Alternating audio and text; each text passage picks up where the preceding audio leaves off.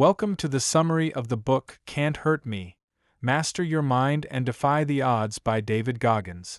Let's be real, most of us are soft. Not because we're lazy, but because we've been trained to stay comfortable. Avoid pain. Avoid struggle. We're told to chase balance, seek convenience, and stop when it hurts. But David Goggins didn't get that memo. In Can't Hurt Me, Goggins throws out every excuse you've ever told yourself. This book is not a motivational fluff piece. It's a mental war guide. A story of how one man turned unimaginable pain, abuse, racism, poverty, failure into fuel for total transformation. And how you can do it too. He starts with the truth. Your mind is lying to you. Every time you say, "I can't," "I'm not built for this," or "I've done enough," that's your mind trying to protect you from pain. But here's the twist: growth lives in pain. And Goggins has mastered the art of running toward it. His childhood was hell. He was abused by his father, bullied in school, and lived in constant fear.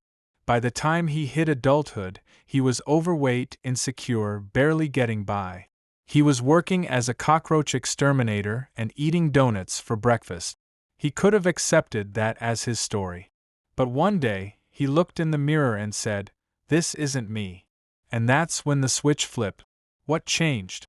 He realized that no one was coming to save him. Not his mom. Not the government. Not motivation. It was on him. If he wanted to become someone else, he had to suffer for it. He had to own every part of his story, even the ugliest chapters. And he had to develop what he now calls calloused mind, mental toughness earned through deliberate discomfort. So he started doing the impossible, losing 100 pounds in 3 months to qualify for Navy SEALs, running ultramarathons with broken legs, training his body to do what his mind said it couldn't. But the physical stuff? That's just the surface. What Goggins teaches is deeper. You are capable of 40% more than you think. That's what he calls the 40% rule. Your brain will try to stop you long before your body gives out. So when you think you're done, you're not even halfway there. This first part of the book is all about breaking your mental ceiling. It's not about being the fastest or strongest. It's about being the toughest, the one who shows up anyway, the one who doesn't quit when it gets hard, the one who's too stubborn to give up. And that toughness? It's built in the dark, when no one's watching, when the alarm goes off at 4 a.m. and you don't hit snooze. When your legs are screaming but you run another mile. When life hits and you choose to rise, not retreat. Most people avoid discomfort. Goggins chooses it on purpose. Because every time you push through it, you become someone new. Someone who can't be broken. Someone who doesn't need outside validation. Someone who can take the hits and keep going. This book is Goggins' way of handing you a weapon, the ability to look at pain and say, "You can't hurt me."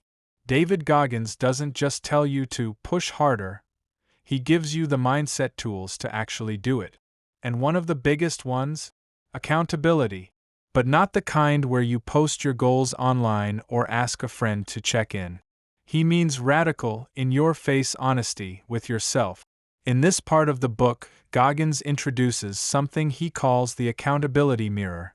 This isn't a cute metaphor. It's the literal mirror he stared into every day and called himself out. If he was fat, he said it. If he was lazy, he owned it. If he wasn't living up to his potential, he wrote a sticky note about it and stuck it right there on the glass. Brutal? Yes. But he says it's necessary. Because too many of us lie to ourselves. We sugarcoat our reality, avoid facing our weaknesses, and tell ourselves stories that keep us small. Goggins' advice? Get uncomfortable with the truth, because that's the only way to change it. But this level of self-awareness isn't about shaming yourself. It's about building self-respect. When you're honest about where you are, you can start to fight for where you want to be. And speaking of fighting, Goggins teaches you how to win the fight in your head. Because that's where most people lose. He talks a lot about self-talk, the voice that narrates your life. For most of us, that voice is critical, scared, or defeated. But Goggins trained his to be something else entirely. He turned it into his own personal drill sergeant. Not one that beats him down, but one that pushes him up. When he wanted to quit, his voice didn't say, "It's okay to stop." It said, "We've been here before. You didn't die then. You won't die now." That voice reminded him of every past victory, every pain he had endured, every doubt he had crushed. He calls this his cookie jar. The cookie jar is a mental bank of all the hard things you've already overcome. When life starts throwing punches, you reach into that jar and remind yourself, "I've done harder. I've survived worse." You start stacking proof that you are built for this. This tool is powerful, because we all forget our strength when we're in the storm. The cookie jar brings it back. It silences the victim mindset and replaces it with a record of resilience. Goggins also dives into the idea of embracing suffering on purpose, not for punishment, not to prove something to others, but to build ownership over your life. He talks about going through Navy SEAL Hell Week 3 times. Most people barely survive it once, but Goggins chose to go back again and again. Why? Because pain was his way out. Out of weakness, out of excuses, out of a past that tried to bury him. And here's where it hits hard. He says most people are suffering already, but for the wrong reasons. They're suffering because they avoid hard things. They're suffering because they don't live in alignment. They're suffering because they give up too soon. Goggins flips that script. He says, if you're going to suffer, make it count. So what's the lesson in part 2? Face the truth. Own your flaws. Rewrite the voice in your head. And remember, you've already survived so much. The version of you that made it this far? They didn't come this far to quit now. By this point, it's clear. David Goggins isn't just physically tough. He's built an unshakable mindset. But the question most people ask is, how? How does someone go from rock bottom to becoming a Navy SEAL, ultra runner, and endurance legend, especially after a childhood like his? The answer is brutal honesty and deliberate suffering. But more than that, it's about building what Goggins calls a calloused mind. Just like hands get tougher through work, your mind gets tougher through pain, repetition, and discipline. In this section of the book, Goggins explains how most of us live below our potential because we're trained to stay safe, to stop when it hurts, to believe limits are permanent. But every time you push past discomfort, even a little, you build mental armor. And he's not talking about motivational speeches. He's talking about doing things that suck. On purpose, daily. Running in the freezing cold. Studying for hours while exhausted. Doing pull-ups until his hands bled. Not for social media, not for validation, but because he knew. Every time you conquer pain, you take your power back. That's why he says, get comfortable being uncomfortable. Most people live in the zone of average. They don't test themselves. They wait for motivation. But Goggins doesn't believe in motivation. He believes in habit, identity, and choice. And he teaches you to do the same. He shares one of his most intense stories, setting the pull-up world record. The first time he tried, he failed miserably. Second time, again. It took him 3 full attempts, thousands of hours, torn hands, and unbearable fatigue, but he kept going until he owned that title. Why? Because it wasn't about the record. It was about proving to himself that he could outlast anything. And that's the message. When you do something hard every day, something that forces you to confront weakness, you stop fearing difficulty. You stop running from effort. You stop quitting every time it's not easy. He also talks about what happens when things don't go as planned. Injuries, losses, setbacks. He doesn't sugarcoat it. They suck. They hurt. But even those moments can be tools. Because they give you a choice. Are you going to fold, or are you going to adapt? Goggins says most people think being tough means acting emotionless. It doesn't. Being tough means doing what needs to be done even when you're tired, scared, angry, or uncertain. It's about keeping your standards high, no matter how low you feel. And the most powerful weapon you have? Your mind. Your body can take more than you think, but only if your mind tells it to. That's why he repeats it over and over.